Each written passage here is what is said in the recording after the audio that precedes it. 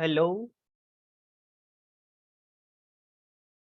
Hello आशी Hi, sir.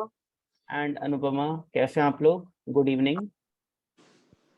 Good evening, sir. Anupama, क्या आपको ऑडियो क्लियर है? अनुपमा का रिप्लाई नहीं आया।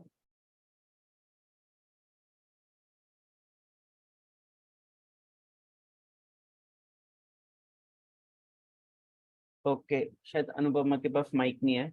कोई इश्यूज नहीं है। हाँ जी आशी, बताइए कैसी Yes, चल sir. रही है पढ़ाई? सर अभी तक तो अच्छी चल रही है। अभी तक अच्छी चल रही है, नाइस। एंड कौन से स्कूल में आप? Kuthari international. Okay, so you are from Noida, nice. Yes sir. Anupama से हम कैसे बात करें भाई? अनुपमा से तो बात करना मुश्किल काम है। चलो, कोई इश्यूज नहीं है, तो हम वेट कर लेते हैं और 1-2 मिनट। फिलहाल मैं आपको थोड़ा थोड़ा हम थोड़ी थोड़ी बातें करेंगे। इनिशियली थोड़ा इंट्रोडक्टरी क्लास है हमारी, तो मैं आपको चीज़ यस। समझाऊंगा, बताऊंगा। तो फर्स्ट ऑफ ऑल मैं आपको दिखाता हूँ कि भाई 11th क्लास का जो अप्लाइड मैथ्स है, ठीक है ना। एक तो देखो, बहुत अच्छा सब्जेक्ट है, काफ़ी बच्चों को डाउट होता है, ठीक है ना। जैसे लास्ट क्लास में भी, जो मेरी लास्ट डेमो क्लास थी, वहाँ पे एक बच्चे ने बहुत प्यारा क्वेश्चन पूछा मुझसे कि सर, अप्लाइड मैथ्स लेना क्या मेरा सही डिसीजन था या है? तो उनको मैंने बताया कि भाई अप्लाइड मैथ्स जो है एक बहुत ही अच्छा, बहुत ही प्यारा सा सब्जेक्ट है। एंड जो बच्चे 11th-12th में कॉमर्स लेते हैं, उनके लिए अप्लाइड मैथ्स अच्छा कोई सब्जेक्ट ही नहीं है, ठीक है ना। क्योंकि आप आगे चल के बीकॉम करेंगे, बीबीए करेंगे, सीए करेंगे, सीएस करेंगे, आप जो भी करेंगे, उन सभी कोर्सेज में आपको अप्लाइड मैथ्स कॉम्प्लीमेंट करेगा, ठीक है ना, आपको हेल्प करेगा। 1 मिनट, अभी एक नई ज्वाइनिंग है हमारे साथ, शिवाक्षी शर्मा। कैसे हैं आप?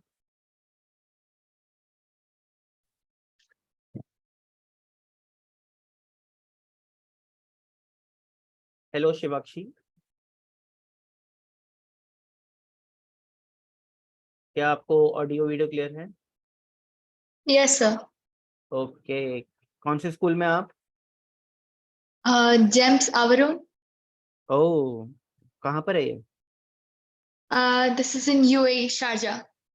Okay okay okay. तो कैसी चल रही है आपकी पढ़ाई?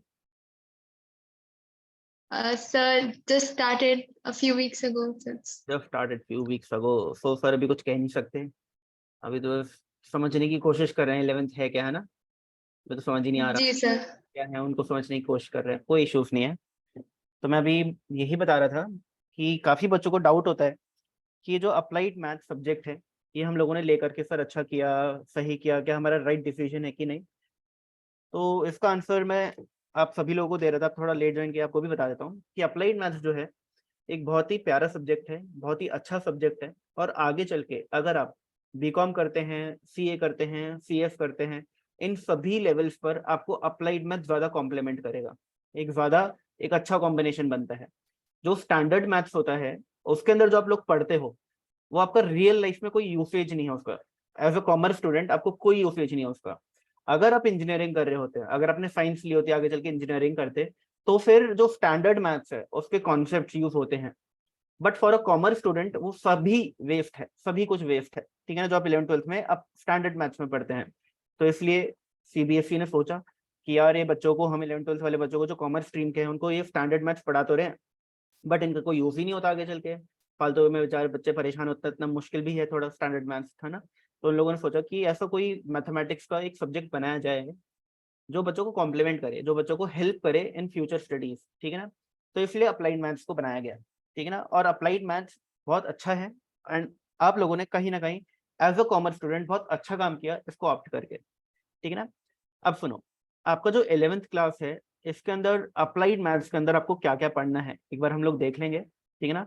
तो जो पहला आपका पार्ट है, यूनिट नंबर 1, ठीक है ना, वो है numbers, qualifications and numerical applications, ठीक है ना। यानी कि chapter, this chapter talks about numbers, पूरा नंबर्स के बारे में है। और आपके क्या होते हैं नंबर्स, किस टाइप के नंबर्स की बातें कर रहे हैं, ये हम आपको फ्यूचर में जब ये पढ़ेंगे ये वाला चैप्टर तब समझाऊंगा।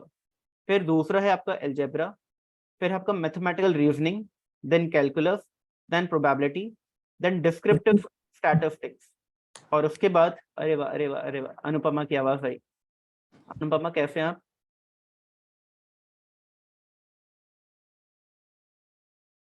आवाज आके चली गई, कोई इश्यूज नहीं है।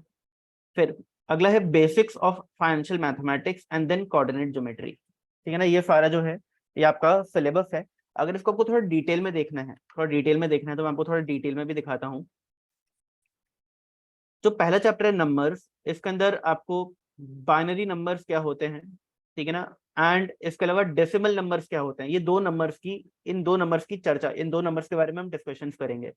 डेसिमल नंबर को बाइनरी नंबर में, बाइनरी नंबर को डेसिमल नंबर में कन्वर्ट कैसे करते हैं, ठीक है ना, डेसिमल नंबर्स को ऐड सब्ट्रैक्ट मल्टीप्लाई डिवाइड कैसे करते हैं, बाइनरी नंबर्स को ऐड मल्टीप्लाई सब्ट्रैक्ट डिवाइड कैसे करते हैं, ये सारी बातें इस चैप्टर के अंदर होंगी। क्या ये चैप्टर हमें आगे चल के रियल लाइफ में कोई यूसेज रखेगा? Answer is no. इतना काम का चैप्टर ये आगे चल के नहीं है, ठीक है ना।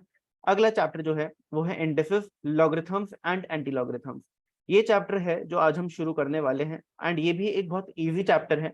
एंड आज आपको पता चल जाएगा कि इंडिसेस के अंदर क्या पढ़ना है। लॉगरिथम्स आगे चल के जब हम कंटिन्यू करेंगे, जब पढ़ेंगे आगे चल के इंडिसेस के बाद, तब आपको पता चलेगा कि लॉगरिथम्स का ये क्या यूसेज होता है एंड किन सिचुएशंस में वो हम यूज कर सकते हैं इन प्रैक्टिकल लाइफ। अगला है आपका laws and properties of logarithms, again logarithms चल रहा है, and simple application of logarithms, again logarithms चल रहा है। तो आपका इंडिसेस एंड लॉगरिथम्स जो है वो अगला वाला पूरा पार्ट है। इसके बाद अगला जो आपको चैप्टर पढ़ना है इन 11th इज न्यूमेरिकल एप्लीकेशंस। ठीक है ना, इसके अंदर आपके थोड़े क्वांटिटेटिव एप्टीट्यूड, लॉजिकल रीजनिंग के सारे चैप्टर्स हैं, ठीक है ना, averages, clock, calendars, time, work, distance, mensuration वगैरह वगैरह, ठीक है ना। और इसके बाद आपका एल्जेब्रा आ जाएगा। एल्जेब्रा के अंदर आप लोगों को देखो क्या पढ़ना है, आपको पढ़ना है introduction two sets, relations, functions, Venn diagrams, ये सारी चीजें आ जाएंगी, ठीक है ना। रिलेशन से आ गया एंड फंक्शंस थोड़ा आगे चल के आपको दिख जाएगा। फिर इसके बाद आपका सीक्वेंस इन सीरीज है, और आप लोगों ने ये सीक्वेंस इन सीरीज आपको याद होगा एपीजीपी 10th क्लास में पढ़ा हुआ है, arithmetic progression and geometric progression, easy chapter था, आप लोगों को याद होगा। अगेन आपको 11th क्लास में भी अप्लाइड मैथ्स के अंदर ये पढ़ना है एपीजीपी। फिर एप्लीकेशन ऑफ एपीजीपी आ गया, काफी इंटरेस्टिंग पार्ट है ये, ठीक है ना। क्या है, कैसे करेंगे, आगे चल के सब करेंगे डिस्कस, अभी मैं सिर्फ आपको एक ओवरव्यू दे रहा हूँ कि आपको क्या क्या पढ़ना है 11th क्लास के अप्लाइड मैथ्स के अंदर, ठीक है ना। फिर आपका एक बहुत ही अच्छा चैप्टर, बहुत ही अच्छा चैप्टर है परम्यूटेशन कॉम्बिनेशन, और जो बच्चे स्टैंडर्ड मैथ्स लेते हैं उनको भी ये चैप्टर पढ़ाया जाता है। और ये चैप्टर अगर आपको कभी लगता है ना कि सर हमें समझ नहीं आता कि हमारा आईक्यू कैसा है, अच्छा है या ठीक ठीक है, सो है, वीक है, ठीक है ना, बट हमें कभी कभी लगता है कि हमारा आईक्यू अच्छा होगा क्योंकि हम थोड़े अपने आप को ज्यादा इंटेलिजेंट फील करते हैं बाकी बच्चों के कंपैरिजन में, ठीक है, कभी कभी ऐसा लगता है, ठीक है ना। तो आप क्या करो, आप इस चैप्टर को करो, इस चैप्टर के क्वेश्चंस अगर आपसे इजीली हो रहे हैं तो आप समझ जाओ कि आपका आईक्यू अच्छा है, ठीक है ना। और अगर आपको दिक्कतें आ रही हैं, हो रहे हैं बट मुश्किलों से हो रहे हैं, यानी आप समझ जाओ कि आपका आईक्यू सो है। और अगर आपको इस चैप्टर के क्वेश्चन बहुत मुश्किल लगते हैं तो आप समझ जाना कि आपका आईक्यू थोड़ा सा वीक है। इन एनी केस हम लोग इस चैप्टर को अच्छे से समझेंगे, करेंगे, और आपका आईक्यू कैसा भी हो हम उसको एकदम मस्त बढ़िया लेवल पर लेकर के आ जाएंगे, एक अच्छे लेवल पर लेकर के आ जाएंगे। तो ये चैप्टर पढ़ने से आपका आईक्यू कहीं ना कहीं इंप्रूव होगा, अगर अच्छा है तो चैप्टर मजेदार लगेगा, और थोड़ा वीक है तो आपका काफी आईक्यू इंप्रूव हो जाएगा। अगला आपका लॉजिकल रीजनिंग है, सुपर इजी, मस्त, 4 चैप्टर्स हैं इसके अंदर, odd man out, syllogism, blood relations, coding decoding, ठीक है ना। लॉजिकल रीजनिंग अगेन पहले नहीं हुआ करता था 11th-12th क्लास में, अप्लाइड मैथ्स के अंदर इसको इंट्रोड्यूस किया गया है और बहुत अच्छा है। आप फ्यूचर में जब भी 12th के बाद कोई भी एंट्रेंस दोगे, ठीक है ना, आप लोग क्योंकि कॉमर्स बैकग्राउंड के हो तो आप लोगों के लिए जो बेस्ट एंट्रेंस आज की डेट में है वो CUET है, ठीक है ना, और उसके अंदर लॉजिकल रीजनिंग है, ठीक है ना, उसके अंदर लॉजिकल रीजनिंग है। और जो बच्चे 11th-12th में स्टैंडर्ड मैथ्स लेते हैं उनको ये अलग से पढ़ना पड़ता है CUET का एग्जाम देने के लिए, ठीक है ना। और जो लोग 11th-12th में अप्लाइड मैथ्स लेते हैं उनको ये चीज इजी लगने लगती है, वो बोलते हैं यार ये तो हमने 11th-12th में पढ़ा है, अब तो हमारे लिए बच्चों वाली चीजें हैं। लॉजिकल रीजनिंग एक बहुत अच्छा पार्ट है, इसके अंदर कोई फॉर्मुलेज नहीं होते, इसके अंदर सिर्फ लॉजिक्स होते हैं। अगर आपके लॉजिक्स क्लियर हैं आप लॉजिकल रीजनिंग की क्वेश्चन मेरे पढ़ाए बिना भी कर सकते हो, ठीक है ना, मेरे पढ़ाए बिना भी कर सकते हो। आगे चल के पढ़ेंगे लॉजिकल रीजनिंग, मजा आएगा हम लोगों को। फिर अगला जो पार्ट है ये है आपका कैलकुलस, और अगेन ये एक ऐसा पार्ट है जो स्टैंडर्ड मैथ्स में, ठीक है ना, मेजोरिटी होल्ड करता है। यानी आप मान के चलो कि एक 11th और एक 12th क्लास का बच्चा जो स्टैंडर्ड मैथ्स लेता है, उसकी आधी 11th और आधी 12th कैलकुलस में ही निकल जाती है। इतना ज्यादा उसके अंदर इसका कंटेंट एंड वेटेज है। बट अप्लाइड मैथ्स के अंदर इसको बहुत ज्यादा स्केल डाउन करके आपको दिया जा रहा है। यानी हमें कैलकुलस में बहुत कुछ नहीं पढ़ना, ठीक है ना, थोड़ा बहुत पढ़ना है जो रेलेवेंट है छोटे मोटी चीजों को निकालने के, डिराइव करने के लिए। बट जो 11th-12th में स्टैंडर्ड मैथ्स वाले बच्चों को पढ़ना पड़ता है इस कैलकुलस के अंदर, उतना कुछ आपको पढ़ने की जरूरत नहीं है। और अगर उतना पढ़ा देते तो सच बोलूं तो स्टैंडर्ड मैथ्स और अप्लाइड मैथ्स में कोई फर्क ही नहीं रह जाता फिर, ठीक है ना, बल्कि आपका सिलेबस बड़ा और जाता, क्योंकि काफी ज्यादा कंटेंट है कैलकुलस के अंदर इन स्टैंडर्ड मैथ्स। आइए जी आगे देखो, प्रोबेबिलिटी। अच्छा, प्रोबेबिलिटी तो आप लोगों को पता ही है क्या होता है। अगर हम कॉइन टॉस करते हैं तो हेड आने के क्या चांसेस हैं। अगर हम लूडो खेल रहे हैं, लॉकडाउन में खूब लूडो खेला होगा आप लोगों ने, लूडो खेलते हैं और हम डाइस रोल करते हैं, डाइस को रोल करते हैं, तो क्या चांसेस हैं कि 6 आएगा, क्या चांसेस हैं कि 1 आएगा, ठीक है ना। ये सारी जो चांसेस होते हैं, ये निकालना हमें सिखाता है प्रोबेबिलिटी चैप्टर, ठीक है ना। अकरेंस ऑफ इवेंट की क्या प्रोबेबिलिटी है, ठीक है ना। जैसे आजकल आईपीएल मैचेस चल रहे हैं, तो क्या प्रोबेबिलिटी है कि आज जो है कि वो चेन्नई जीतेगी या मुंबई इंडियंस जीतेगी, एंड सो ऑन। तो जो चांसेस हैं ये होती है प्रोबेबिलिटी। और कभी आपने अगर आईपीएल को थोड़ा बहुत फॉलो करते हो, कभी सर्च किया हो आईपीएल गूगल पर, और जैसे ऑनगोइंग मैच पर आप क्लिक करते हो तो वहां पर ऊपर एक बड़ा सा बार बनाता है, उसमें प्रोबेबिलिटी लिखी हुई होती है कि किस टीम के जीतने की कितनी प्रोबेबिलिटी है, ठीक है। तो प्रोबेबिलिटी क्या है, किसी भी चीज के होने या ना होने के क्या चांसेस हैं। एक बहुत इंटरेस्टिंग चैप्टर है, मजेदार चैप्टर है, आगे चल के पढ़ेंगे तब आपको आइडिया लगेगा कि क्या क्या चीजें इसके अंदर हम लोग को पढ़नी है। अब हम आ जाते हैं डिस्क्रिप्टिव स्टैटिस्टिक्स। स्टैटिस्टिक्स जो है आप लोगों ने कहीं ना कहीं 11th क्लास में एक और इकोनॉमिक्स के साथ भी पढ़नी है। अगर आपके पास इको है, इकोनॉमिक्स है, तो उसके अंदर भी आपको स्टैटिस्टिक्स पढ़ाया जाता है। बट वो वाला स्टैटिस्टिक्स एंड ये वाले स्टैटिस्टिक्स में थोड़ा सा फर्क है, ठीक है ना। अगर सेम ही होता तो आपको एक ही चीज दो दो बार थोड़ी ना पढ़नी है, ठीक है ना। अगर ये वाला स्टैटिस्टिक्स और आपका इको वाला स्टैटिस्टिक्स सेम होता तो आपको कहीं ना कहीं एक कंटेंट 2 बार पढ़ना पड़ता है। ये तो बहुत बड़ी बेवकूफी हो जाती, ठीक है ना। तो इसलिए थोड़ा अलग अलग है, सेम नहीं है। क्या है स्टैटिस्टिक्स के अंदर, स्टैटिस्टिक्स होता क्या है, ये सब हम लोग बात करेंगे इन फ्यूचर क्लासेस जब पढ़ेंगे, ठीक है ना। बट अगेन, ये जितना भी कंटेंट आपको दिख रहा है, अगर आप ये अच्छे से पढ़ लेते हो तो आपको बीकॉम या बीकॉम ऑनर्स, अगर काफी बच्चों का टारगेट रहता है डीयू में बीकॉम ऑनर्स करने का या इको ऑनर्स करने का, तो ये सारी चीजें आपको बहुत हेल्प करेंगी इन योर ग्रेजुएशन। पहले आपका जो मैथमेटिक्स हुआ करता था स्टैंडर्ड मैथमेटिक्स, और उसके बाद जब आप ग्रेजुएशन करते थे तो आपको जितना भी दिखता था कंटेंट मैथमेटिक्स के अंदर वो सब नया दिखता था। क्यों? क्योंकि आप लोगों ने वो चीज स्टैंडर्ड मैथ्स में नहीं पढ़ी होती थी। बट अब जब आप ग्रेजुएशन करेंगे तो आपको लगेगा कि यार ये सब कुछ तो हमने स्कूल लेवल पे 11th-12th क्लास में अप्लाइड मैथ्स में पढ़ा हुआ है, ठीक है ना। इसलिए मैंने आपको बोला था कि अप्लाइड मैथ्स जो है ये काफी कॉम्प्लीमेंट करती है फ्यूचर में एक कॉमर्स स्टूडेंट को, और स्टैंडर्ड मैथ्स अच्छी होती है फॉर इंजीनियरिंग स्टूडेंट्स। और फिर आते हैं हम most important most important chapter, financial mathematics, ठीक है ना। देखो, ये जो चैप्टर है ना, इसकी इंपॉर्टेंस आप कुछ इस तरीके से समझो। एक पर्सन अपनी लाइफ में सक्सेसफुल कब होता है, तो हमने देखा कि भाई अगर आपको सक्सेस चाहिए तो देखो अलग अलग इंसान के अलग अलग मीनिंग होते हैं सक्सेस के। जिस इंसान के पास बहुत सारा पैसा है वो बोलता है मेरे लिए सक्सेस है हेल्थ, मैं हेल्थ, अगर मेरी हेल्थ अच्छी है तो मैं मान के चलूंगा कि मैं सक्सेसफुल हूँ। एक बंदा जिसकी हेल्थ भी अच्छी है, पैसा भी बहुत है, ठीक है ना, वो अपना जो एक वो होता है ना हेल्थ, अगर वेल्थ अच्छी है, हेल्थ अच्छी है, तो फिर फैमिली रिलेशंस बोलता है अगर मेरी फैमिली में रिलेशंस अच्छे हैं, मम्मी पापा से अच्छी बन रही है, वाइफ से अच्छी बन रही है, बच्चों से अच्छी बन रही है, तो मैं सक्सेसफुल हूँ। तो सक्सेस की जो डेफिनेशन है वो अलग अलग पर्सन के लिए अलग अलग है। बट मेजोरिटी लोगों के लिए जो सक्सेस है वो है पैसा। अगर हमारे पास पैसा अच्छा है और उसको हम अच्छे से मैनेज कर पा रहे हैं तो हम सक्सेसफुल हैं। यानी अगर आपको जिंदगी में सक्सेस चाहिए तो आपको दो चीजों की जरूरत है, एक मनी,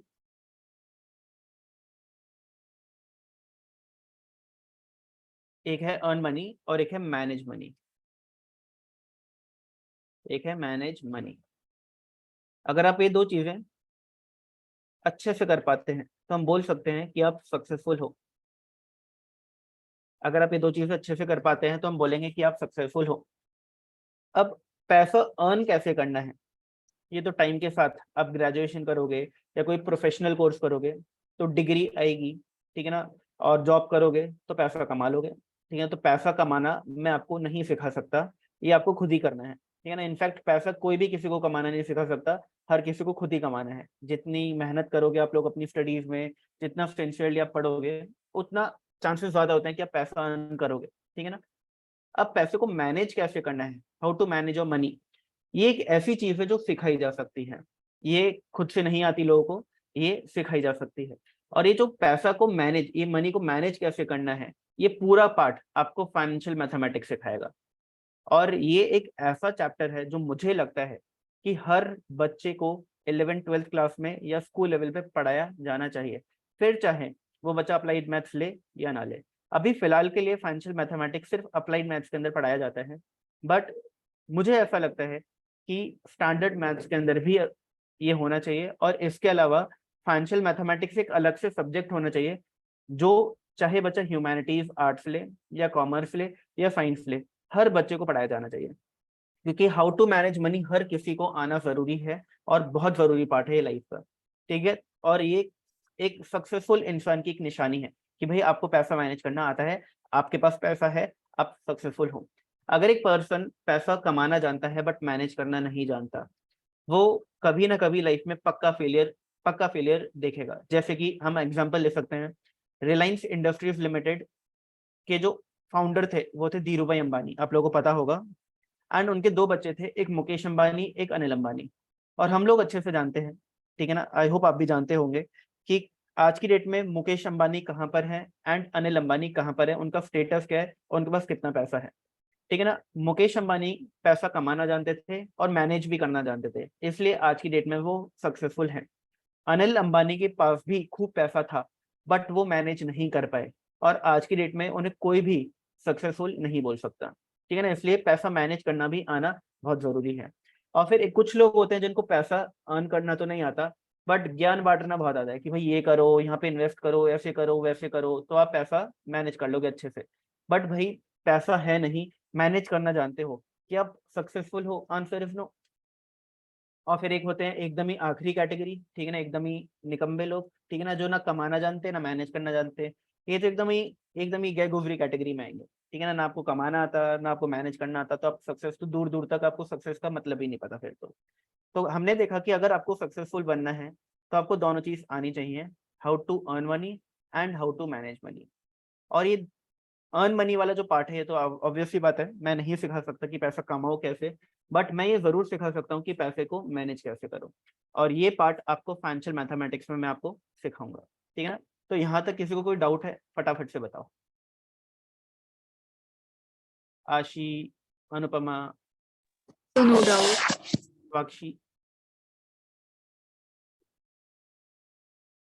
बोलो भाई, कहाँ गायब हो। Sir, no doubt. No doubt, okay. देखो इसके अंदर कितना कुछ है, देख रहे हो, 7.1, 7.2, 7.3, 7.4, 7.5, 7.6, इतनी सारी चीजें हैं इसके अंदर। और देखो 7.10 तक जा रहा है, तो देखो कितना बड़ा चैप्टर है। और फिर आपका आखिरी चैप्टर है कोऑर्डिनेट ज्योमेट्री, जो एक छोटा सा चैप्टर है, एंड हम लोग पढ़ेंगे इसके अंदर क्या है, इजी सा चैप्टर है, ज्यादा मुश्किल नहीं है, ठीक है ना। अगेन क्या आगे चल के लाइफ में यूज होगा कोऑर्डिनेट ज्योमेट्री का, आंसर इज नो। तो हम स्कूल में ना बहुत सारी ऐसी चीजें पढ़ते हैं जो नॉलेज के लिए पढ़ा दिया जाता है, बट प्रैक्टिकल यूज लाइफ के अंदर इतना नहीं होता। हम बहुत कुछ पढ़ते हैं, ठीक है ना, आप लोगों ने 10th क्लास तक फिजिक्स केमिस्ट्री भी पढ़ी है, बट आफ्टर टेकिंग कॉमर्स वो कहीं यूज नहीं होना आपकी लाइफ में, ठीक है ना। मुझे मुझे आज तक यूज नहीं हुआ, तो मैंने फिजिक्स केमिस्ट्री पढ़ी, किसी काम नहीं आई, ठीक है ना। नॉलेज के लिए ठीक है, हाँ जी मुझे पता है कि speed equals to distance upon time होता है, time equals to distance upon speed होता है, और ये दो चार मुझे वेलोसिटी वेलोसिटी चीजें पता है, बट अगेन प्रैक्टिकल यूसेज नहीं है उन चीजों का कोई, एज अ कॉमर्स स्टूडेंट। तो ऐसे कोऑर्डिनेट ज्योमेट्री भी नॉलेज के लिए पढ़ेंगे हम लोग, बट इसका प्रैक्टिकल यूसेज नहीं है। प्रैक्टिकल यूसेज बट इस चैप्टर का बहुत ज्यादा है, फाइनेंशियल मैथमेटिक्स का। प्रैक्टिकल यूसेज स्टैटिस्टिक्स का भी थोड़ा बहुत है, ये नहीं बोलूंगा बहुत ज्यादा है, बट थोड़ा बहुत है। अब अगेन अगर आगे चल के आप लोग, ठीक है ना, एक्चुरियल, एक्चुरीज आपको शायद पता हो क्या होता है, अगर नहीं पता तो आप सर्च करना कि एक्चुरियल साइंस क्या होता है और एक्चुरीज क्या करते हैं, क्या होते हैं। तो जो लोग एक्चुरीज होते हैं उनको डिस्क्रिप्टिव स्टैटिस्टिक्स का भी प्रैक्टिकल यूसेज होता है लाइफ में, ठीक है ना। जो एक्चुअरीज होते हैं उनको इसका भी यूसेज है, और एक्चुअरीज जनरली जो बच्चे कॉमर्स बैकग्राउंड के होते हैं वही करते हैं, ठीक है ना। जैसे सीएस हो गए, चार्ट अकाउंटेंट्स हो गए, ऐसा नहीं है कि सिर्फ कॉमर्स वाले करते हैं, कर तो साइंस वाले एंड आर्ट्स वाले भी घुस जाते हैं सीए के अंदर, बट मेन सीए के अंदर जो एंटर करते हैं वो कॉमर्स वाले बच्चे हैं। ऐसे एक्चुअरियल साइंस के अंदर भी जो मेन एंटर करते हैं वो कॉमर्स वाले बच्चे होते हैं, और इसलिए कॉमर्स के अंदर आपको अप्लाइड मैथ्स के अंदर ये पढ़ाया जाता है कि आपको एक आइडिया मिल जाए स्टैटिस्टिक्स का। बहुत डिटेल में नहीं है बट एक ओवरव्यू है, जैसे कि आप आगे चल के डिसाइड कर पाओ कि अगर आपको बहुत इंटरेस्टिंग लगा ये वाला पार्ट, तो आप सोच सकते हो कि हाँ यार इससे रिलेटेड मुझे फ्यूचर में कुछ बनना है, ठीक है। तो अगर आपको ऑप्शन दिया जाएगा तो आप सोच पाओगे, ऑप्शन ही नहीं होगा तो सोचोगे कैसे। प्रोबेबिलिटी का रियल लाइफ यूसेज बहुत ज्यादा होता है, ठीक है ना, प्रोबेबिलिटी का बहुत ज्यादा है। कैलकुलस का रियल लाइफ यूसेज इतना नहीं है, ठीक है ना। मैथमेटिकल रीजनिंग बहुत बढ़िया है। रियल लाइफ में जो आपका आईक्यू है, आईक्यू उसको बिल्ड करने के लिए बहुत हेल्प करता है, एक मैथमेटिकल रीजनिंग, और दूसरा आपका परम्यूटेशन कॉम्बिनेशन, और तीसरा आपका हो गया ये, कहाँ गया भाई, कहाँ गया, ये न्यूमेरिकल एप्लीकेशंस। ये सब चीजें रियल लाइफ में अगर आपको आपका आईक्यू स्ट्रॉन्ग करना है, आपको लगता है कि यार मुझे है ना चीजें जो है ना एकदम ही मस्त अच्छे से समझ आनी चाहिए, और मेरा आईक्यू ऐसा हो जाए कि कोई भी चीज थोड़ी भी कॉम्प्लिकेटेड हो मैं जल्दी से समझ पाऊँ, जल्दी से उसको उसका एनालिसिस कर पाऊँ, ठीक है। तो ये चैप्टर्स आपको बहुत हेल्प करेंगे इन चीजों के अंदर। अब हम क्या करते हैं, अच्छा एक बार मैं आपको दिखाता हूँ कि जो फाइनेंशियल मैथमेटिक्स है ये इतना इम्पोर्टेंट है, ये इतना इम्पोर्टेंट है कि इसको 12th क्लास में भी डाला गया है, ठीक है ना। तो 11th में तो आपने देखा कि सबसे बड़ा यूनिट फाइनेंशियल मैथमेटिक्स है, ठीक है ना, पूरे 1.5 पेज 1.5 पेजेस पर इसी का सिलेबस था। और फिर आपको मैं 12th का सिलेबस दिखाता हूँ, 12th में भी आपको दिखेगा, 12th की ये देखो, ये 12th का सिलेबस है, ठीक है ना, आपको सबसे ऊपर पेज के ऊपर दिखेगा ग्रेड 12, ठीक है ना, 12th का अप्लाइड मैथमेटिक्स, और इसके अंदर भी आप देखो फाइनेंशियल मैथमेटिक्स है, ठीक है ना। तो इतना ज्यादा इंपॉर्टेंट है, और आप नंबर ऑफ पीरियड्स देखोगे तो सबसे ज्यादा किसके हैं, फाइनेंशियल मैथमेटिक्स के हैं, ठीक है ना, सबसे ज्यादा, और सबसे कम लीनियर प्रोग्रामिंग, और फिर आपके स्टैटिस्टिक्स के हैं, ठीक है ना। अच्छा कैलकुलस के भी काफी ज्यादा पीरियड्स हैं, कैलकुलस के भी काफी ज्यादा पीरियड्स हैं, बट फिर भी मैं बोलूंगा कि फाइनेंशियल मैथमेटिक्स ज्यादा जरूरी और ज्यादा इंपॉर्टेंट है। और आप अगर देखें तो आपके 11th क्लास में है बेसिक्स ऑफ फाइनेंशियल मैथमेटिक्स, और यहाँ पर भी आप देखेंगे तो algebra and bases of financial mathematics के सबसे ज्यादा पीरियड्स हैं, यानी सबसे ज्यादा कंटेंट इसी का है, ठीक है, और सबसे ज्यादा वेटेज भी यही कैरी करेंगे कहीं ना कहीं। तो आप देख रहे हैं कि 11th 12th में कितना ज्यादा इस पर फोकस किया गया है। चलो अब हम शुरू करते हैं भाई अपनी क्लास, और हम पढ़ना शुरू करते हैं अपना पहला चैप्टर जिसका नाम है इंडिसेस।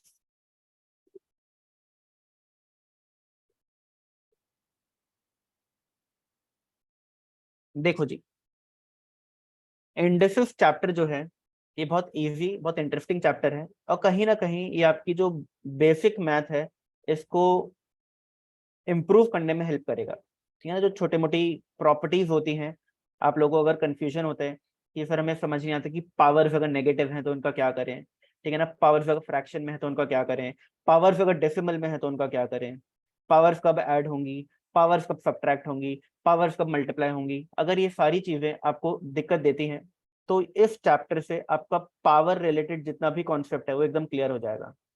आप लोगों ने स्कूल में 8th 9th क्लास में चैप्टर भी पढ़ा होगा, नाम था पावर्स एंड एक्सपोनेंट्स। वो चैप्टर और इंडिसेस बिल्कुल सेम ही है, बिल्कुल सेम है, ठीक है ना, थोड़ा बहुत फर्क है, ज्यादा नहीं है। तो इंडिसेस चैप्टर जो है, this chapter talks about power, this chapter talks about power. अच्छा पावर बोलने से कुछ कुछ बच्चों को लगता है सर कौन सी पावर जो जिम जाने से आती है, तो मैं बोलूंगा बिल्कुल नहीं। कुछ बच्चों को लगता है सर वो पावर जो पीएम या कोई पॉलिटिशियन बनने से आती है, मैं बोलूंगा बिल्कुल नहीं। तो कौन सी पावर, वो पावर जो नंबर्स की पावर होती है, जैसे कि 2 to the power 5, ये जो पावर है ये चैप्टर इस पावर से डील करता है, ठीक है ना, इन पावर से डील करता है। अब 2 to the power 5 का मतलब क्या होता है, 2 to the power 5 का सिंपल मतलब है कि 2 को 2 से 5 बार मल्टीप्लाई करो। क्या बोलता है कि 2 को 2 से 5 बार मल्टीप्लाई करो, तो मैं इसको लिखूंगा 2 मल्टीप्लाई बाय 2, 2 बार हो गया, multiply by 2 3 times, multiply by 2 4 times, multiply by 2 5 times, यानी 2 को 2 से मैंने 5 बार मल्टीप्लाई किया, ये हो गया 2 to the power 5। अब अगर मैं 3 को 3 से 4 टाइम्स मल्टीप्लाई करता हूँ, तो आप लोग जल्दी से बताओ मैं इसको क्या लिखूंगा, बोलो भाई Period. बोलो। to the power 4.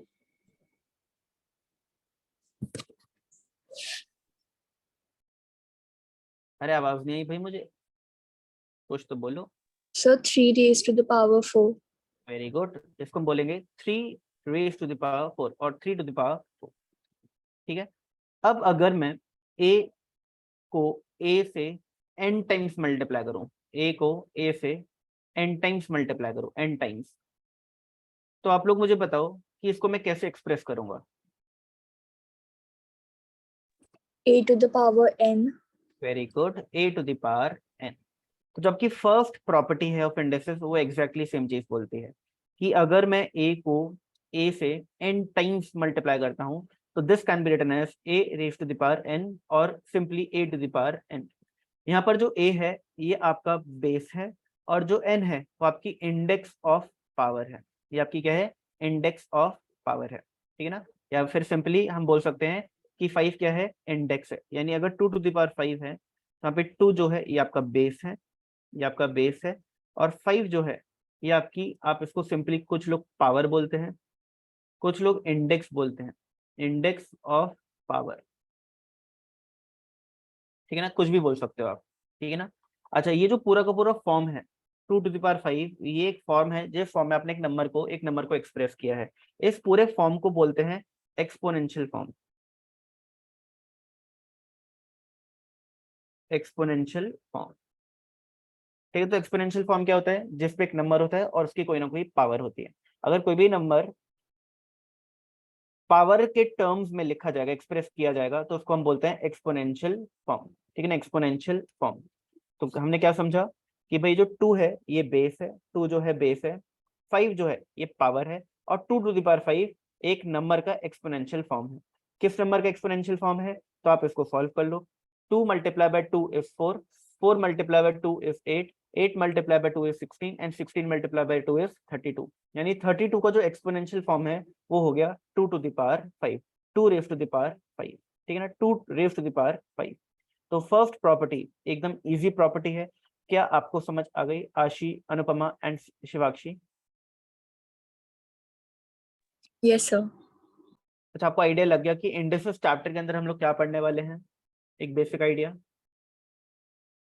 Yes, sir. Yes, sir. Okay, okay, nice. आगे आते हैं भाई, आगे आते हैं, ठीक है ना। अभी देखो हम लोगों को फर्स्ट क्लास है तो हम लोगों को पहले प्रॉपर्टीज करनी है फिर क्वेश्चंस करने हैं, तो पहले प्रॉपर्टीज करेंगे फिर क्वेश्चंस करेंगे। अच्छा, आज की क्लास में मुझे लगता है प्रॉपर्टीज हो जाए बहुत बड़ी बात है, काफी सारी प्रॉपर्टीज हैं क्योंकि। अब हम आते हैं सेकंड प्रॉपर्टी के ऊपर। सेकंड प्रॉपर्टी बहुत ईजी और बहुत इंपॉर्टेंट है। अगर आप लोग को डर लगता है कि सर जैसे ही नंबर की पावर नेगेटिव दिखती है ना फिर घबराहट सी होती है एकदम, ठीक है ना, तो घबराहट जो है वो ये प्रॉपर्टी आपकी दूर करेगी। तो फर्स्ट प्रॉपर्टी हमारी हो गई है, ये हो गई हमारी फर्स्ट प्रॉपर्टी। अब हम आते हैं अपनी सेकंड प्रॉपर्टी के ऊपर, प्रॉपर्टी नंबर 2। प्रॉपर्टी नंबर 2 क्या है, a raised to the power minus m can be written as 1 upon a to the power m। In short, अगर आपकी पावर नेगेटिव है तो आप जो पावर का बेस है उसको रिवर्स कर दो। अगर वो न्यूमरेटर में है तो उसको डिनोमिनेटर में ले जाओ, अगर डिनोमिनेटर में है तो न्यूमरेटर में ले जाओ, तो जो बेस की पावर जो कि नेगेटिव थी वो पॉजिटिव हो जाएगी, ठीक है ना। हम इसको दूसरी तरीके से भी लिख सकते हैं, कैसे, अगर मेरे पास नंबर है 1 upon a to the power minus m, तो this can be written as a to the power m, ठीक है ना। एक एग्जांपल से समझेंगे, ये सारी चीजें आपको लिखना शुरू कर देना है, बट पहले समझना फिर लिखना। मैं लिखने का पूरा टाइम दूंगा आप लोगों को, ठीक है ना। एग्जांपल से समझेंगे। अगर मेरे पास एक नंबर है 2 टू द पावर माइनस 5, तो इसको मैं सिंप्लीफाइड फॉर्म में कैसे लिख सकता हूँ, तो इसका आंसर होगा 1 upon 2 to the power 5। Example number 2, अगर मेरे पास एक नंबर है 1 upon 3 to the power minus 4, इसका आंसर आप मुझे दो, इसको मैं कैसे लिख सकता हूँ,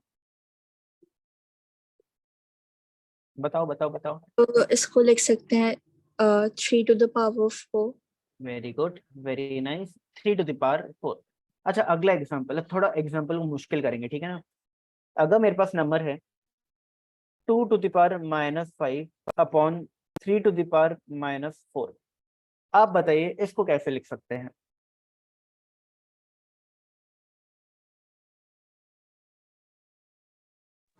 बोलो भाई बोलो। So 3/2 और 3 के साथ 3 to the power 4 to the 2 to the power 5. Okay, very nice.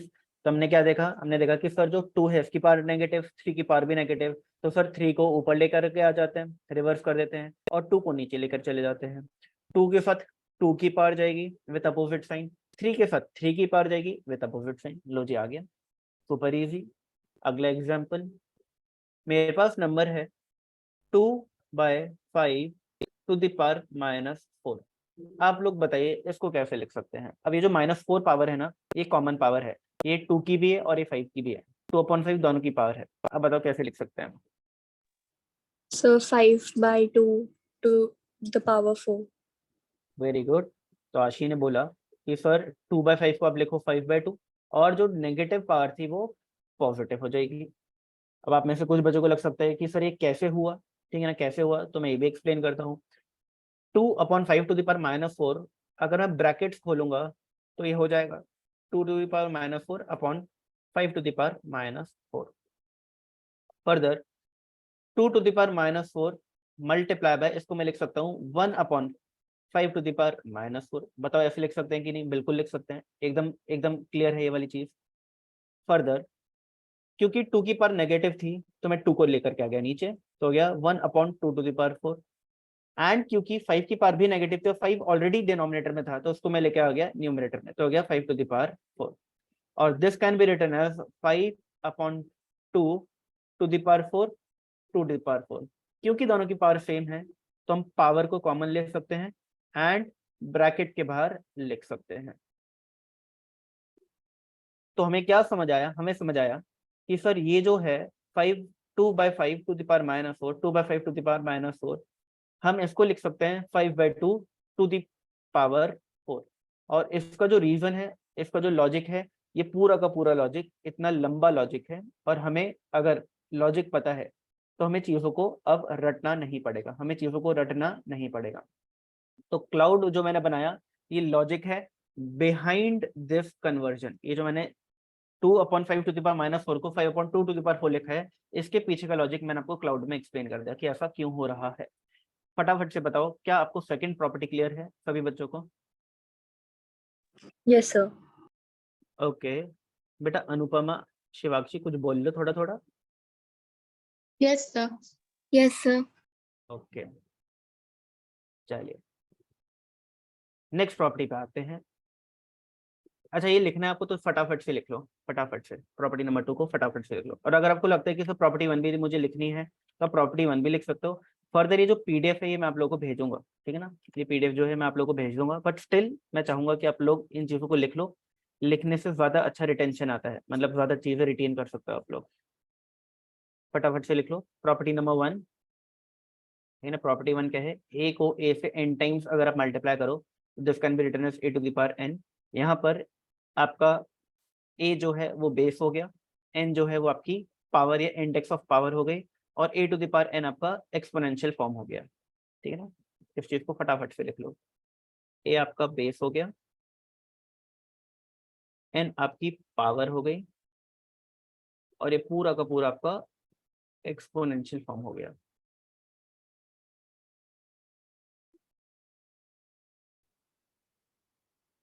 और जब लिख लो तो मुझे बता देना, मैं आपको प्रॉपर्टी नंबर 2 शो कर दूंगा, फिर आपको वो भी लिखना है। ये तो देखो बहुत इंटरेस्टिंग चैप्टर है, मजा आएगा भी आप लोगों को, धीमे धीमे स्लोली स्लोली। अभी तो बस मजा आना शुरू होगा धीमे धीमे।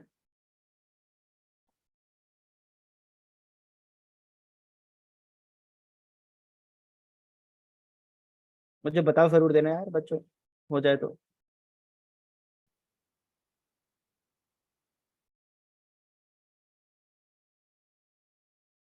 तो मेरा कुछ बच्चे थोड़ा लेट ज्वाइन किया था। मेरा नाम मयंक महेश्वरी है, एंड मैं आप लोगों को एक बहुत ही प्यारा सब्जेक्ट अप्लाइड मैथमेटिक्स पढ़ाने वाला हूँ।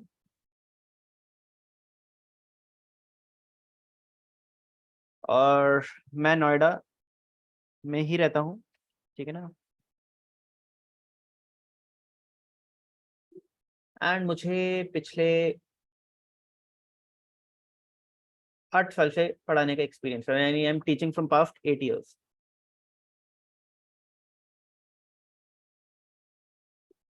चलिए लिख लिया, आप कुछ बोल नहीं रहे यार, Yes, sir.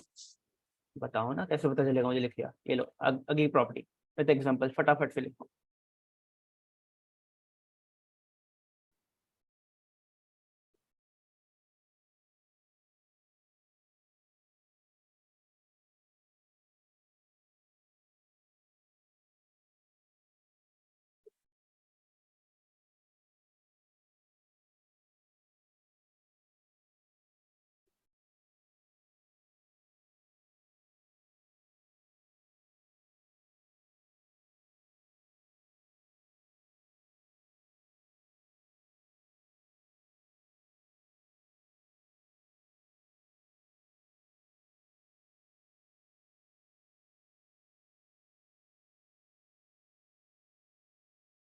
डन।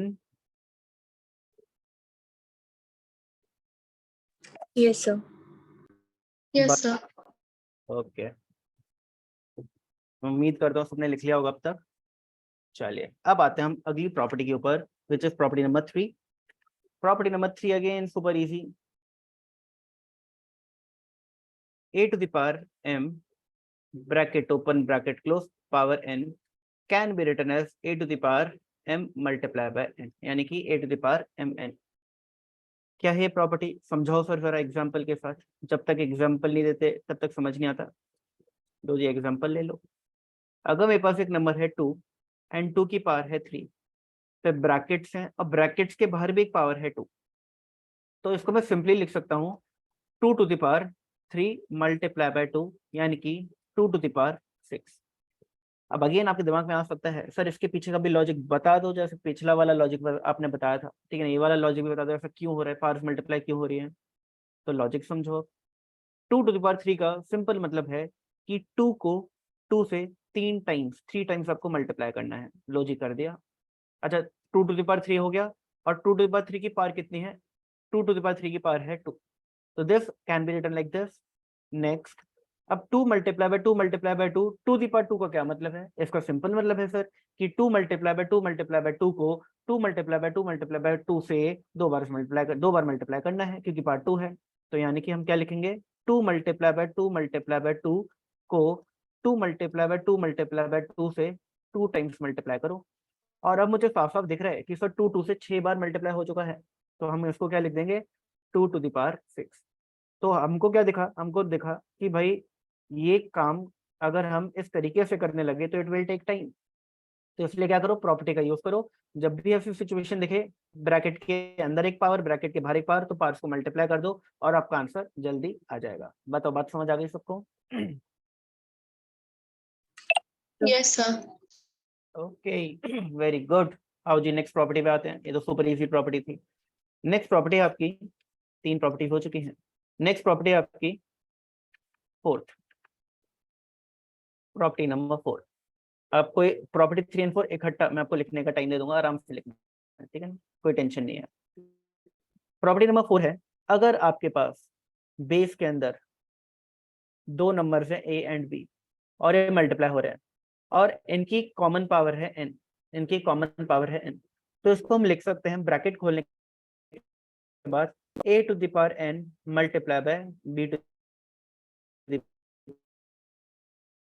ऐसा क्यों हुआ, ऐसा क्यों हो रहा है, ये भी समझ लेते हैं एग्जाम्पल के साथ, ठीक है ना, हर चीज एग्जाम्पल के साथ समझेंगे हम लोग। तो देखिए अगर मेरे पास एक नंबर है 2 और एक नंबर है 3 और इनकी कॉमन पावर है 2, तो एक तो आप बोलोगे कि सर ये तो बहुत इजी है ना, 2 मल्टीप्लाई बाय 3 होता है 6 और 6 to the power 2 होता है 6 multiply by 6 which is equals to 36।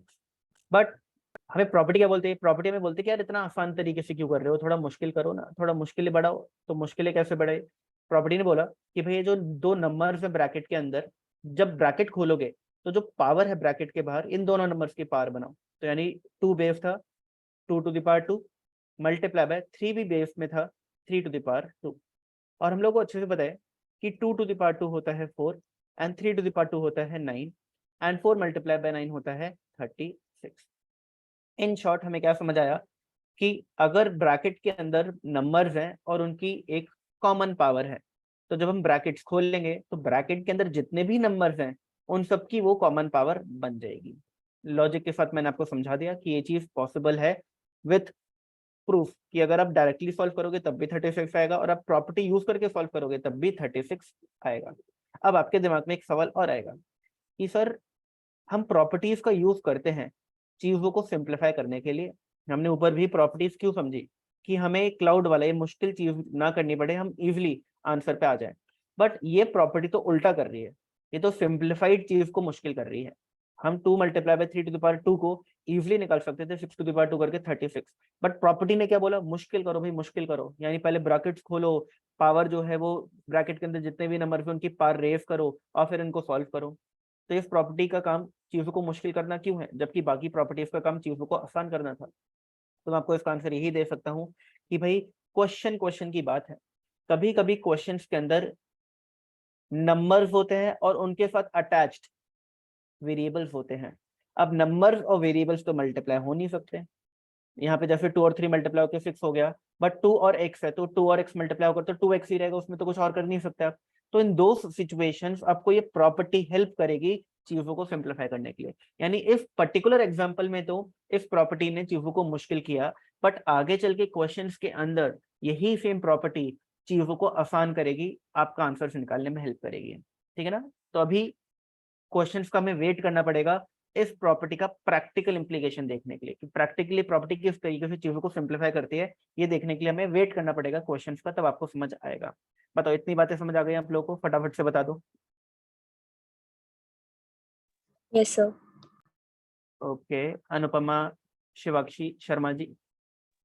Yes, sir. Okay, Anupama बेटा कहाँ गायब हो, अनुपमा गायब हो जाती है, बताओ जरा बीच बीच में। अनुपमा को लगता है बोलना कम पसंद है, अनुपमा बोलते सर कम बोलवाओ यार, सर पढ़ा दोगे साहब, ज्यादा बोलवाओ मत। देखो जी, ये आपके सामने दो प्रॉपर्टीज है, फटाफट से इनको नोट डाउन कर लो और फिर हम आगे बढ़ेंगे।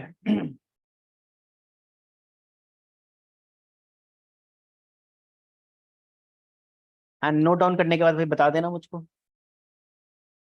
अच्छा कुछ बच्चे बहुत चालाक होते हैं, वो मैं पढ़ा रहा होता तब भी नोट डाउन कर रहे होते हैं, ठीक है ना।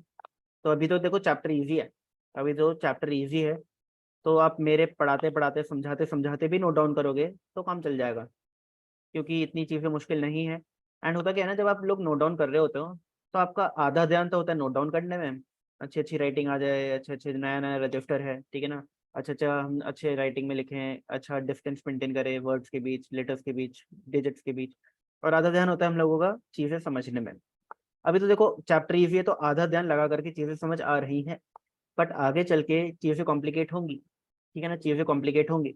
और तब अगर आप आधा ध्यान लगाओगे लिखने में और आधा ध्यान लगाओगे चीज़ों को समझने में, तो आपको पक्का इश्यूज आएंगे, ठीक है ना। तो इट्स बेटर कि जब मैं समझाऊं तो फिर समझो, अपना 100% ध्यान फिर समझने में लगाओ, फिर मैं आप लोगों को टाइम दूंगा लिखने का, पर आराम से नोट डाउन करो, कोई दिक्कत नहीं है, जब नोट डाउन हो जाएगा तभी आगे बढ़ूंगा।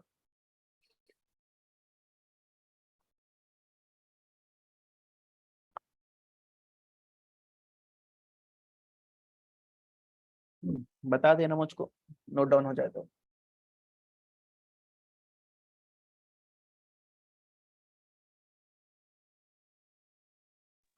So done. ओके, बाकी Yes, sir. Done. Yes, sir. चलिए,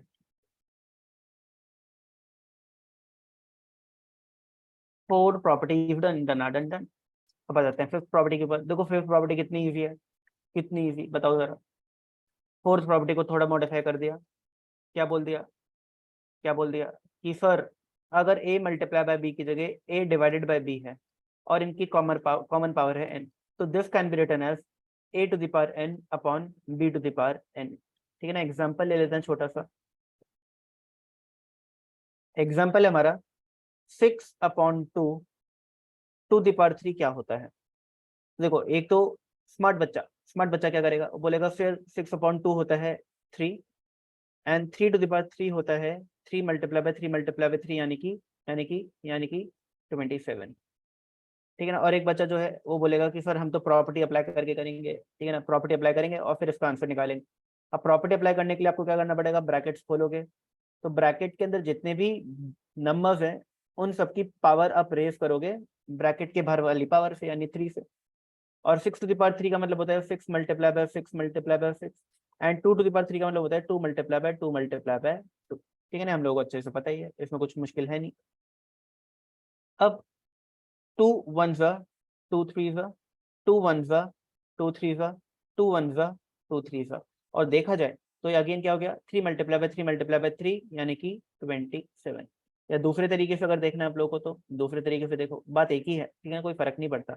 6 multiply by 6 36, 36 multiply by 6 216, 2 multiply by 2 8, 2 multiply by 2 4, 4 multiply by 2 8। And जब आप, ठीक है ना, जब आप 216 डिवाइडेड बाय 8 करेंगे, ठीक है, मेरे पास कैलकुलेटर में चीटिंग कर रहा हूँ, ठीक है, 216 डिवाइड बाय 8 करेंगे तो आपका आंसर आएगा अगेन 27। ठीक है ना, आप लोगों को कैलकुलेटर अलाउड नहीं होता, बट मुझे अलाउड है, ठीक है ना, मुझे एग्जाम थोड़ी ना देना है, मुझे अलाउड है, तो मैं कैलकुलेटर का यूज करके सिर्फ चेक करने के लिए, ठीक है ना, जल्दी जल्दी चेक करने के लिए, आंसर्स लिखने के लिए यूज करूंगा। बट आप लोगों को कैलकुलेटर का कोई यूज नहीं करना, आपको ज्यादा से ज्यादा दिमाग का यूज करना है, जैसे कि आपका जो दिमाग है वो थोड़ा ट्रेन हो ऐसे मैनुअली कैलकुलेशंस के लिए, मैनुअल कैलकुलेशंस के लिए। फटाफट से लिख लो, ये प्रॉपर्टी भी डन हो गई हमारी, फिर हम फटाफट से आगे बढ़ेंगे, हो जाए तो बता देना।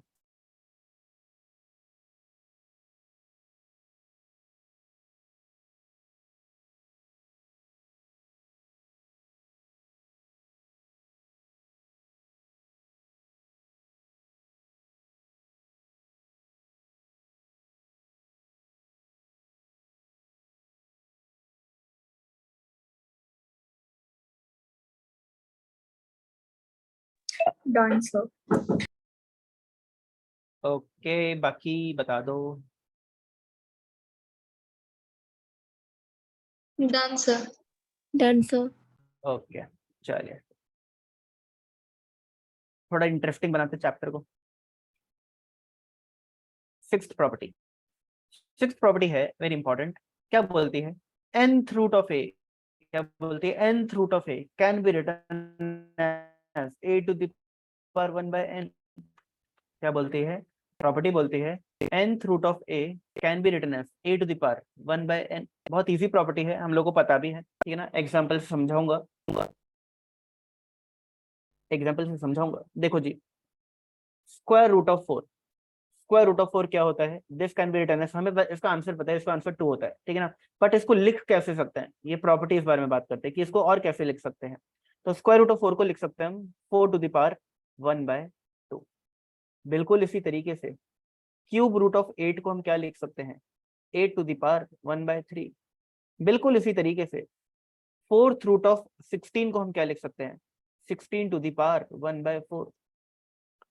अब आपके दिमाग में एक क्वेश्चन आना चाहिए कि सर यहाँ पे 3 था, तो 3 जो है वो जो नंबर था 8 की पावर में डिनोमिनेटर में चला गया, यानी 3 जो है वो 1 बाय 3 हो गया, 4 जो है 1 बाय 4 हो गया।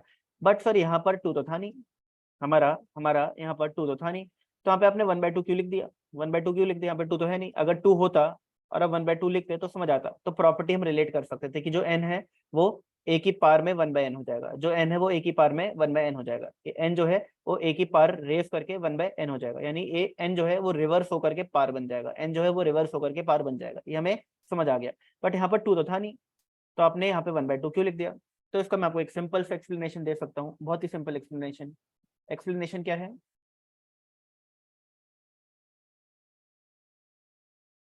एक्सप्लेनेशन क्या है, एक्सप्लेनेशन ये है कि भाई एक बात बताओ, x प्लस 2x क्या होता है, x प्लस 2x क्या होता है, जल्दी बताओ। 3x. 3x, very good. Anupama, Shivakshi, क्या आप सहमत हो आशी के साथ। Yes, sir. Okay, very good, 3x होता है, बट यहाँ पर तो 1 था ही नहीं, आपने 3x कैसे बोल दिया भाई, यहाँ पर तो 1 था नहीं, यहाँ पर तो सिर्फ x था। तो आपको स्कूल की बात याद आ गई कि सर स्कूल में मैम ने बताया था कि अगर x अकेला हो तो उसको कभी अकेला मत समझना, समझना अज्यूम करना कि उसके साथ 1 खड़ा है, उसके साथ जो है वो 1 खड़ा है। बट अगर x के साथ ऑलरेडी आपको कुछ दिख रहा है 2, तो फिर 2 है, फिर 1 नहीं है। यानी x अगर अकेला है तो अज्यूम करना है कि उसके साथ 1 अटैच है, 1 अटैच है, और इसलिए 1x प्लस 2x होता है 3x। बिल्कुल इसी तरीके से अगर आपके सामने रूट का साइन है और यहाँ पर कोई भी नंबर नहीं है, इनविजिबल है, तो आपको मानना होता है, जैसे आपने यहाँ पे x अकेला था तो आपने क्या माना, आपने क्या अज्यूम किया कि 1 है साथ में, ठीक है ना। इसी तरीके से अगर आपका रूट का साइन अकेला है तो उसको कभी अकेला मत समझना, मानना, अज्यूम करना कि यहाँ पर 2 है, यहाँ पर 2 है।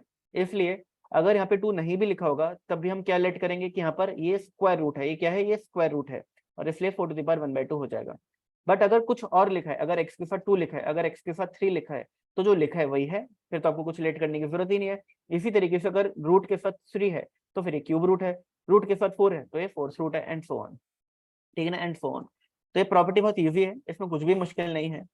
फर्दर मैं आपको एक चीज बताना चाहता हूँ कि वर्कआउट कैसे करता है, ये चीजें पॉसिबल क्यों है, मतलब क्यों फोर्थ हमें पता है कि स्क्वायर रूट ऑफ 4 2 होता है, और हमें ये भी पता है कि 4 को लिखा जा सकता है, स्क्वायर रूट ऑफ 4 को लिखा जा सकता है 4 टू द पावर 1/2।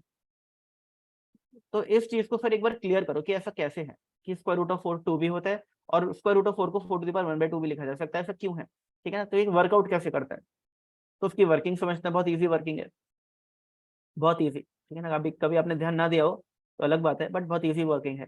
देखो, स्क्वायर रूट ऑफ 4 इज 2 हमें पता है, square root of 4 can be written as 4 to the power 1/2, ये हमको पता चल गया, ये अभी हमको पता चल गया 1/2। Further 4 can be written as 2 square, 4 can be written as 2 square, and 4 to the power 4 raise to the power क्या है 1/2। एंड हम लोगों को एक प्रॉपर्टी बहुत अच्छे से पता है सर, कि अगर ब्रैकेट के अंदर पावर, ब्रैकेट के बाहर पावर्स होती हैं तो पावर्स होती हैं मल्टीप्लाई, ठीक है ना, पावर्स होती है मल्टीप्लाई। हमने कहाँ सीखा, हमने सीखा इस चीज को प्रॉपर्टी नंबर 3 के अंदर। देखो a to the power m bracket के अंदर, ब्रैकेट के बाहर n, तो क्या हो गया a to the power m into n, m into n, powers multiply हो गई। बिल्कुल सेम यहाँ पे 2 and 1/2 मल्टीप्लाई हो जाएगा, एंड जब 2 and 1/2 मल्टीप्लाई होंगे तो बचेगा क्या 1, बचेगा क्या 1। तो 2 to the power 2 multiply by 1/2 जब होगा तो बचेगा क्या 2 पावर 1, एंड 2 पावर 1 क्या होता है 2 होता है। और इसी वजह से स्क्वायर रूट ऑफ 4 क्या होता है 2 होता है, इसी वजह से स्क्वायर रूट ऑफ 4 क्या होता है 2 होता है। दूसरी वर्किंग, दूसरी वर्किंग समझो, ये भी बहुत इजी है। क्यूब रूट ऑफ 8, हमको पता है क्यूब रूट ऑफ 8 क्या होता है, क्यूब रूट ऑफ 8 होता है 2, क्यों होता है 2, क्यूब रूट ऑफ 8 2 क्यों होता है, ठीक है ना। तो हम बोलेंगे देखो cube root of 8 can be written as 8 to the power 1/3, and 8 can be written as 2 cube, 8 can be written as 2 cube, and 8 to the power raise to the power कितना है 1/3। Again same 2 to the power 3 multiply by 1/3, 3 and 3 cut जाएगा, क्या बचेगा 2 power 1 which is 2। तो working के साथ आपको समझ आ गया होगा कि किस तरीके से प्रॉपर्टी वर्कआउट करती है, बोलो हाँ। Yes, sir. ओके, आशी एंड अनुपमा। आशी बीच में आप गायब क्यों हो गए थे भाई कुछ सेकंड्स के लिए।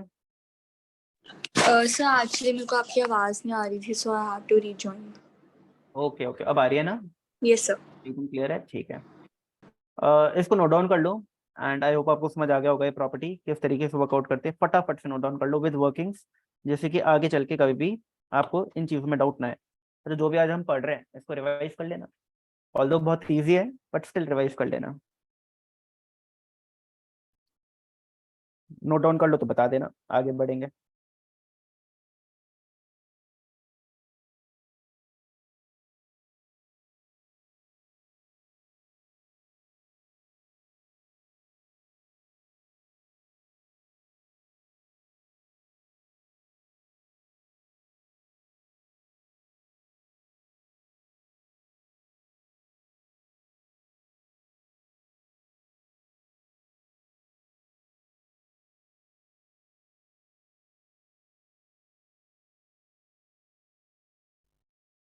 Done sir.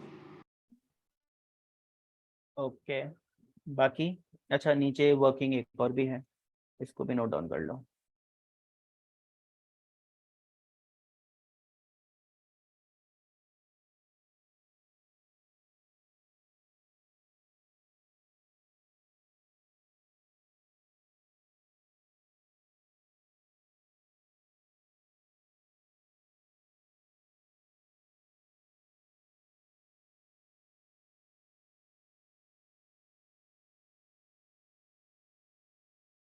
Done, sir. Okay, चलिए होपिंग कि सबका हो गया, सबने नोट डाउन कर लिया। हम आते हैं नेक्स्ट प्रॉपर्टी के ऊपर, एंड हमारी नेक्स्ट प्रॉपर्टी है property number 7। Property number 7 and 8 are very important, and very easy, ठीक है ना, both at the same time, important भी, इजी भी, तो इससे ज्यादा क्या चाहिए। आइए, 7th and 8th। 7th property is, अगर हमारा बेस सेम है एंड दोनों बेस के बीच में है मल्टीप्लाई का साइन, यानी बीच में मल्टीप्लाई का साइन और मल्टीप्लाई साइन के आजू बाजू में बेस सेम, एंड पावर्स हैं डिफरेंट, एक की है x और एक की है y। तो in this situation this can be written as a to the power x plus y, a to the power x plus y। यानी अगर बेस सेम होते हैं, बीच में मल्टीप्लाई का साइन होता है, तो पावर्स हमेशा ऐड होती हैं। दोबारा बोलूंगा, अगर बेस सेम होते हैं, बीच में मल्टीप्लाई का साइन होता है, तो पावर्स हमेशा ऐड होती हैं। ऐसा क्यों होता है, अब हम समझेंगे विद एग्जांपल। देखिए, हमारे पास बेस था 3 और दूसरा बेस भी था 3, बेस सेम होना जरूरी है, तो दोनों मैंने 3 लिया। पावर्स डिफरेंट चाहिए, तो एक मैंने पावर ले लिया 3 और एक पावर मैंने ले लिया 4, एक पावर 3 ले लिया, एक पावर 4 ले लिया। तो according to property this can be written as 3 to the power 3 plus 4, यानी कि 3 to the power 7। ऐसा क्यों हुआ, 3 to the power 3 can be written as 3 multiply by 3 multiply by 3। Multiply का साइन आ गया एज इट इज, ठीक है ना, मल्टीप्लाई का साइन आ गया as it is. And 3 to the power 4 can be written as 3 multiply by 3, यानी 3 को 3 से 4 बार मल्टीप्लाई करो, 3 को 3 से 4 बार मल्टीप्लाई करो। अब हमने क्या देखा कि ओवरऑल 3 से 7 टाइम्स मल्टीप्लाई हो गया, 7 टाइम्स, 3 + 4 7 टाइम्स, तो हम इसको क्या लिख देंगे, 3 to the power 7। क्या लिख देंगे, 3 to the power 7, ठीक है ना। और ये प्रॉपर्टी हमारी, ये जो क्लाउड है ये इसका एक्सप्लेनेशन है, और प्रॉपर्टी ऊपर है, प्रॉपर्टी जो है वो ऊपर है। तो हमें इतना कुछ करने की जरूरत नहीं, इतना टाइम लगाने की जरूरत नहीं है। जब भी हमको ऐसी सिचुएशन दिखेगी, हम सीधा प्रॉपर्टी अप्लाई करके पावर ऐड करके इसको लिख देंगे, ठीक है ना। आपको समझ आ गया होगा। अच्छा, एक चीज याद रखना, एग्जाम्पल से ही लिखा देता हूँ कि 2 सिचुएशन होते हैं जिसमें आप लोग बहुत कंफ्यूज होते हो। दूसरी सिचुएशन क्या है, 3 to the power 3 bracket close, bracket open, bracket close और पावर 4। देखो, पहले वाले एग्जांपल में, दूसरे वाले एग्जांपल में सेम क्या है, सेम है बेस, दोनों में बेस क्या है, 3 है। डिफरेंस क्या है, डिफरेंस है पहले एग्जांपल में बेस 3 एंड बेस 3 के बीच में मल्टीप्लाई का साइन था, तो हमने पावर्स को ऐड किया। बट यहाँ पर एक ही बेस है और बेस की 2 अलग अलग पावर्स हैं, और पावर्स के बीच में है ब्रैकेट, और हम लोगों को स्टार्टिंग से पढ़ाया गया है कि जब भी ब्रैकेट ओपन होता है मल्टीप्लाई का साइन अप्लाई हो जाता है, यानी ब्रैकेट ओपन करने पर हम पावर्स को मल्टीप्लाई करेंगे, तो यहाँ पर क्या हो रहा है समझो, ऊपर वाले केस में बेस मल्टीप्लाई हो रहे हैं, इसलिए हमने पावर्स को ऐड किया। बट दूसरी वाली सिचुएशन के अंदर पावर्स ही मल्टीप्लाई हो रही हैं, और इसलिए पहले वाले का आंसर था 3 to the power 7 और दूसरे वाले का आंसर है 3 to the power 12। तो बच्चे जो हैं, आप जैसे कि प्यारे प्यारे बच्चे, कुछ बच्चे क्या करते हैं, कंफ्यूज हो जाते हैं कि सर कब पावर को ऐड करें और कब पावर को मल्टीप्लाई करें। तो कंफ्यूज वो बच्चे होते हैं जो चीजों को रटने की कोशिश करते हैं। अगर आप समझोगे तो आप कभी कंफ्यूज नहीं होगे। इस चीज को जल्दी से नोट डाउन करो और फिर हम आगे बढ़ेंगे 8th प्रॉपर्टी के ऊपर। 8th property super easy, same property है, फर्क है सिर्फ मल्टीप्लाई की जगह डिवाइड साइन का। आप नोट डाउन करो, मैं फिर समझाऊंगा नेक्स्ट प्रॉपर्टी। नोट डाउन कर लो तो बता देना।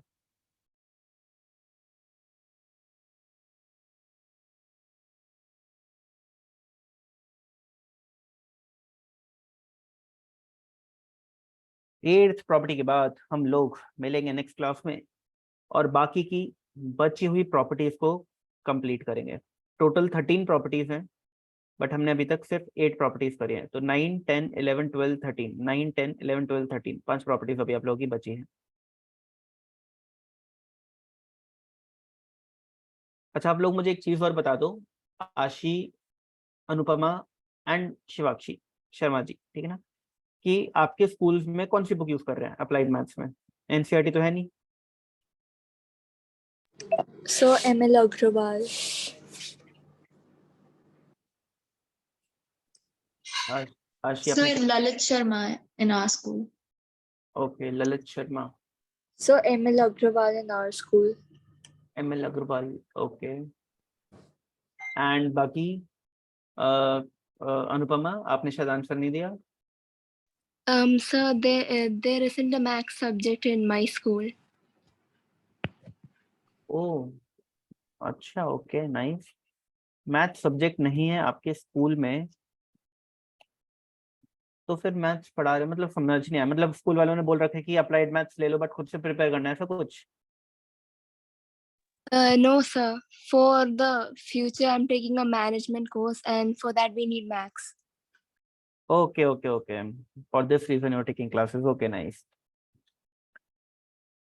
मैं आप लोगों को देखो, वैसे तो मैं आपको बता देता हूँ, mathematics all over the world same है। इंडेक्सेस की जो प्रॉपर्टी आप यहाँ पे पढ़ रहे हो, ठीक है ना, आप इंडिया में किसी भी स्कूल में जाओगे, किसी भी board, CBSE board, ICSE board, किसी भी बोर्ड से पढ़ोगे, स्टेट बोर्ड होते हैं, UP board, Haryana board, Bihar board, जो भी होते हैं, ठीक है, जितने भी बोर्ड हैं, हर जगह इंडेक्सेस की सेम ही प्रॉपर्टीज है, ऐसा नहीं कि प्रॉपर्टीज चेंज हो जाएंगी। एंड इंडिया ही नहीं, आप किसी और कंट्री में भी हो तब भी सेम प्रॉपर्टीज हैं। तो जो बेसिक क्वेश्चंस हैं, प्रॉपर्टीज हैं, वो हर जगह सेम है, हर बुक में सेम है, नाम सिर्फ ऑथर का चेंज होता है, बाकी कुछ चेंज नहीं होता। मैं आप लोगों को एमएल अग्रवाल से ही करवाऊंगा चीजें, क्योंकि ज्यादातर स्कूल्स में वही होता है, बैच में जितने भी बच्चे हैं, ज्यादातर बच्चे जो हैं उनके पास उनके स्कूल्स में एमएल अग्रवाल ही है। बट ये मत सोचना कि सर आप हमारी बुक से नहीं करा रहे हैं, हमें समझ कैसे आएगा, ऐसा कुछ भी नहीं है। आप अपनी ललित अग्रवाल या कुछ लोग के स्कूल्स में आर डी शर्मा है, आर डी शर्मा से भी क्वेश्चंस करोगे, आई गारंटी कि आप सारे क्वेश्चंस कर पाओगे, ठीक है ना, आई गारंटी कि आप सारे क्वेश्चंस कर पाओगे, कोई दिक्कत नहीं होगी। वह सिर्फ रेफरेंस के लिए होती है। बहुत सारे स्कूल्स में तो एनसीईआरटी से पढ़ाते हैं, स्कूल्स में एनसीईआरटी से पढ़ाते हैं, बट बच्चे for better understanding, for better practice, are D Sharma या एमएल अग्रवाल से ही क्वेश्चंस खुद उठा करके परचेज करके मार्केट से करते हैं, स्कूल्स में कोई नहीं कराता, ठीक है ना। सेम जो बच्चे ट्यूशंस लेते हैं उसके अंदर भी क्या होता है, ज्यादातर ट्यूशंस में एनसीईआरटी से क्वेश्चंस कराते हैं, एनसीईआरटी से क्वेश्चंस करवाते हैं, बाकी प्रैक्टिस के लिए बच्चे अपना R D Sharma, R S Agrawal use करते रहते हैं और उससे प्रैक्टिस करते रहते हैं। तो अब मैं क्या करूंगा, क्योंकि एनसीईआरटी तो है नहीं, अप्लाइड मैथ्स की अभी तक बनी नहीं है, एनसीईआरटी वालों ने बनाई नहीं है, तो हम लोग एमएल अग्रवाल को बेस लेकर के इससे क्वेश्चंस करेंगे अपनी क्लासेस के अंदर। और आप लोगों को, जिनके पास एमएल अग्रवाल है उनके लिए तो अच्छी बात है, कोई दिक्कत ही नहीं है। जिनके पास नहीं है, वो जो भी बुक आपके पास है उन बुक्स से आपको खुद अपने लेवल पे क्वेश्चंस ट्राई करने हैं। वैसे तो हम ज्यादातर क्वेश्चंस क्लास में ही करेंगे, बट कुछ भी अगर आपको प्रैक्टिस करना है, कभी मन कर रहे हैं, घर वाले बोल रहे हैं पढ़ लो प्रैक्टिस करने हैं क्वेश्चंस, ठीक है ना, तो आप लोग अपनी अपनी बुक्स जो भी आपके पास है उनसे प्रैक्टिस कर सकते हैं, कोई इश्यूज नहीं है। आओ जी, एट्थ प्रॉपर्टी करें ऑफ ए क्लास, आज के लिए फिनिश्ड। EXAMPLE एग्जाम्पल, बहुत इजी से एग्जाम्पल लेते हैं कोई, 5⁷ अपॉन 5⁻3। अब प्रॉपर्टी क्या बोलती है कि अगर बेस सेम है, बीच में डिवाइड का साइन है, क्या बेस सेम है और बीच में डिवाइड का साइन है, तो पावर्स हो जाएंगी सब्ट्रैक्ट, पावर्स हो जाएंगी सब्ट्रैक्ट। तो 7 - 3 इज 4। अगेन अगर आपको इसका लॉजिक समझना है तो लॉजिक बहुत इजी है, और मुझे लगता है वैसे तो समझाने की जरूरत भी नहीं है, बट स्टिल मैं समझा देता हूँ। 5⁻7 का मतलब है कि 5 को 5 से 7 बार मल्टीप्लाई करो, 5 को 5 से 7 टाइम्स मल्टीप्लाई करो, 4, 5, 6 एंड 7। एंड 5⁻3 का मतलब है कि 5 को 5 से 3 टाइम्स मल्टीप्लाई करो। और हम लोगों को अच्छे से पता है कि अगर बीच में मल्टीप्लाई का साइन होता है, ठीक है ना, तो हम चीजों को कट कर सकते हैं। तो 5 5 कट हो गया, अगेन एक 5 और एक और 5 कट हो गया, अगेन एक 5 और एक और 5 कट हो गया, तो हमारे पास बचा क्या न्यूमरेटर के अंदर, 4 5 यानी 5 5 से 4 बार मल्टीप्लाई हो रहा है, which can be written as 5⁴, 5⁻⁴। और ये है इसके पीछे का लॉजिक, इस प्रॉपर्टी के पीछे का लॉजिक। तो हम लोगों को एक क्लाउड वाला चीज इतनी वर्किंग्स करने की जरूरत नहीं होती। अगर हमारे पास ये वाली सिचुएशन है तो हम डायरेक्टली प्रॉपर्टी अप्लाई करेंगे और इसको इस तरीके से लिखेंगे। हमें इतनी मेहनत करने की कोई जरूरत नहीं है। ठीक है, बात समझ आ गई आप लोगों को? Ashi, Anupama and Shivakshi. Yes, sir. Yes, sir. Okay, अब फटाफट से एट्थ प्रॉपर्टी को नोट डाउन करो और फिर हम बाकी की प्रॉपर्टीज करेंगे नेक्स्ट क्लास में। आज के लिए इतना ही रखेंगे, प्लीज रिवाइज कर लेना जो भी है, और एक बार नोट डाउन कर लो तो बता देना। Class. So when is the next class? Next class I think it will be in first week of June, और I think it will be second और फर्स्ट और सेकंड और थर्ड जून, इनमें से Okay. किसी भी एक डेट पर हो। जो भी फर्स्ट मंडे होगा ऑफ जून मंथ, शायद नेक्स्ट क्लास तभी होगी, एक बार चेक कर लेना कब है। आई think it is on 3rd, 3 जून।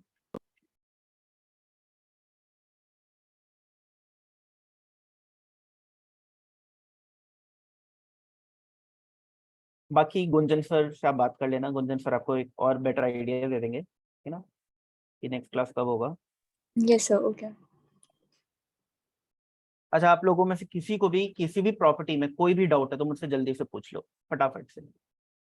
आपको आप में से किसी को भी किसी भी प्रॉपर्टीज में, आज हमने 8 प्रॉपर्टीज की हैं, किसी में भी कोई भी डाउट है या आपको कोई भी क्वेश्चन पूछना है, ठीक है ना, वो क्वेश्चन रिगार्डिंग और सब्जेक्ट हो सकते हैं, अदरवाइज भी हो सकते हैं, ठीक है ना, मेरे बारे में हो सकता है, कुछ भी पूछना पूछ सकते हैं।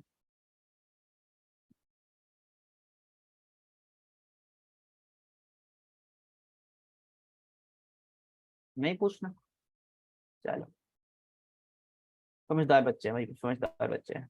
आओ जी, तो हमारे चैप्टर आज काफी हद तक हम लोगों ने कर लिया है, क्वेश्चंस बहुत सारे प्रैक्टिस करना हम लोगों को, ठीक है ना। ये प्रॉपर्टीज हमने 8 प्रॉपर्टी तक कर लिया है।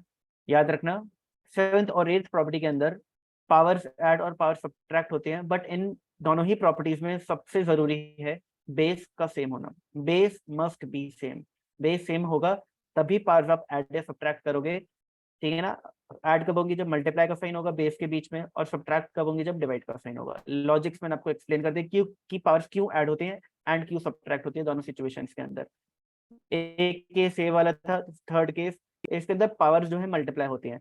पावर्स मल्टीप्लाई क्यों होती है ये भी मैंने आपको लॉजिक के साथ समझा दिया। हम लोगों ने पहले ब्रैकेट के अंदर पावर को सॉल्व किया, फिर हमने ब्रैकेट को खोला, तो हमने देखा कि हमारे पास बहुत सारे, ये देखो थर्ड वाला एग्जांपल, ठीक है ना, हमने पहले ब्रैकेट के अंदर पावर्स को ओपन किया, पावर को 3 2 to the power 3 को ओपन किया, फिर हमने ब्रैकेट के बाहर वाली पावर को ओपन किया, तो हमने देखा कि भाई बहुत सारे हमारे पास 2s आ गए, और टोटल 2s जो थे वो 6 थे, जो कि 3 × 2 करके भी सेम 6 आ रहा था हमारे पास। ठीक है, तो आज के लिए इतना ही है। बाय बाय, टेक केयर, मिलते हैं नेक्स्ट क्लास में। ठीक है, Thank you, sir. Thank you, sir. Okay, bye bye.